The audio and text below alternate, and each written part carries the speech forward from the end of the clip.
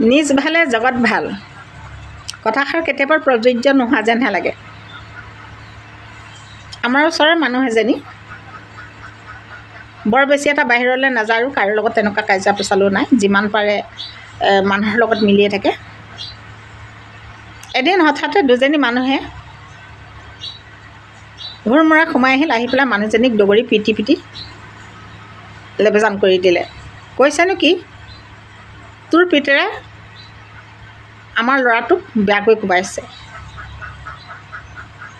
এতিয়া কথা হ'ল, ফিল্ডত ল'ৰা ছোৱালীয়ে খেলিবলৈ যায়, কিবা বিষয়ত কোনোবাই কিবা এটা কাজিয়া লাগিছে, কাজিয়াবিলাক ডাঙৰে ভঙাই দিব লাগে, নহ'লে বুজাব লাগে। আৰু অতি যদি হয় ঘৰলৈ আহি পেলাই ঘৰৰ মানুহক কথাষাৰ শুনাবহি লাগে। কিন্তু সেইটো নকৰি পেলাই পোনেই আহি পেলাই চিধাই কোবাবলৈ ল'লে। কিমান দূৰ যুক্তিসংগত?